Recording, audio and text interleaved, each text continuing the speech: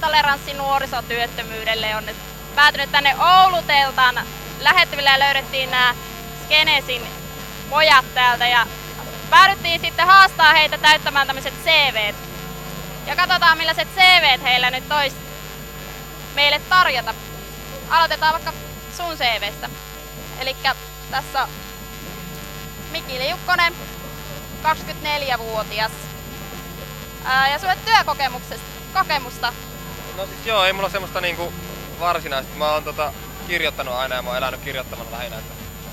Mä en oo käynyt niin sanotusti oikeassa töissä koskaan. Että mä vaan elänyt kirjoittamalla lähinnä. Mitä sä oot kirjoittanut? No siis mulla on tullut VSOlta 2 runokokoelmaa, mulla tulee ensimmäinen romaani nyt syyskuussa. Okei. Jos sä tekisit oikea CV, niin eikö sä kirjoittais siitä sun kirjoittamisesta siihen mitään? No joo, siis joo varmaan. Mä vaan jotenkin nyt, mä en osannut, mä ajattelin, että tuohon pitää laittaa jotakin oikeita työtä. Tai siis on jotakin oikeita, mutta en mä vaan keksinyt mitään. Mutta totta siis yleensä on se harhaluulo, että mitä siihen CVC voi laittaa, että mikä se on se oikea työ, niin tätä me oikeastaan tällä videolla halutaan tuoda esille myöskin. Mutta sä oot käynyt lukion? Joo, mä kävin Maretojan musiikkilukion Oulussa. Yes. Ja no sulla on ilmeisesti suomi, englanti ja ruotsi, meneekö hyvin? Ruotsi ei mekaan, mutta muut menee kyllä jo. Yes.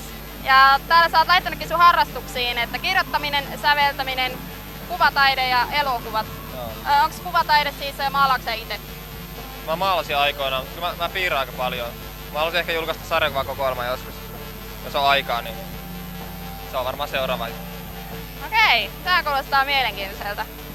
Mut siis, nyt kun sä kerroit tästä sun CV:stä, niin näyttää, tai siis kuulostaa tosi mielenkiintoiselta ja oikeesti, että sulla on tosi hyviä työkokemuksia siellä oikeesti taustalla. No joo, niin kai on. Okei, sitten mennään Aki Loponen. Atte, mä oon Aki, mutta ei... 23 vuotta. Työkokemusta on tullut muusikkona ja baarissa oot ollut töissä. Ootko ollut siis myymässä alkoholia? Joo, ja sitten blokkarina. No juomassakin, mutta ehkä Niin mä sitten kans juomassa varmaan nyt. Joo, hyvä. Ja tosiaan koulutus, niin oot muusikkoammatilta. Missä oot käynyt muusikon alalla? Konsala Oulussa. Okei. Ja suomi, englanti ja ruotsi on sulla myös kielinä, mutta harrastuksia sulla ei oo. No ei nyt hirveänä musiikin lisäksi. Tai no musiikki on ammattiharras. En mä tiedä, ei nyt hirveänä mitään muuta oo. Aika pitkälti tämän ympärillä pyörii homma. Okay. Mitä sä, kun sä kerrot, jos sä tekisit tällaista CVtä, niin sit sulla lukee täällä, että sä oot muusikko, niin kertoisitko sä, että missä kaikkialla sä oot pyörinyt?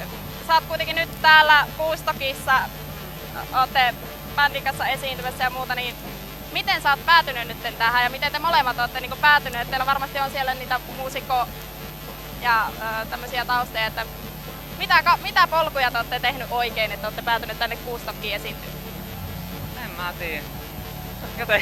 Jotenkin mä oon päätynyt tekemään paljon keikkaa ja opetushommia ja kaikkea. En mä tiedä. Niin, no me ollaan tehty tosi hyviä biisejä, niin päästy tänne toistaan. Niin, taisi eikä siinä muuta, että on riittävän hyvä bändi, niin kai sillä pääsee aika pitkälle. Niin, mutta kyllä se bändikin varmaan se on kasautunut sit sellaiseen, että oltiin samassa koulussa kaikki, Maretoilla, että siellä niin mä tavattiin lukio siitä. Niin. Me oltiin kaikki samassa koulussa ja siellä perustettiin bändiä. Okay. Mutta kuitenkin olette tosiaan keikkaillut paljon ja varmasti nähnyt tosi paljon vaivaa myöskin siihen, että olette nyt tässä muusikon asemassa tai täällä nyt esiin. En hirveänä, mutta jonkun verran. No aika paljon. No ollaan me aika paljon, jos miettii. On nähty vaivaa.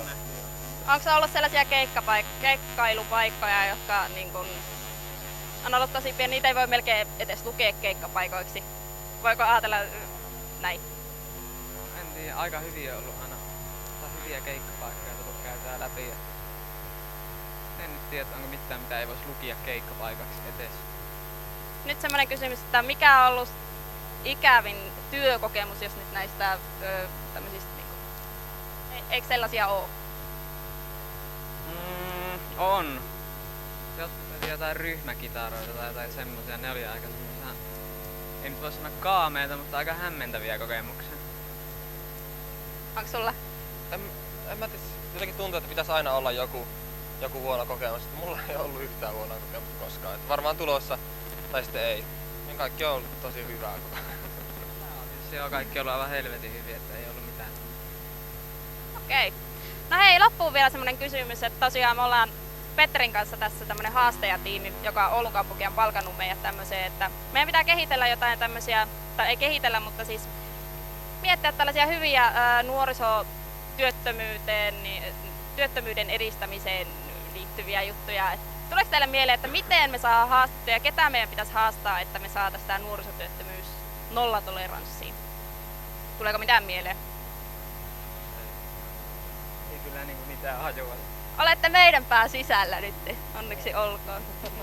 Jes, kiitoksia tästä teille oikein paljon.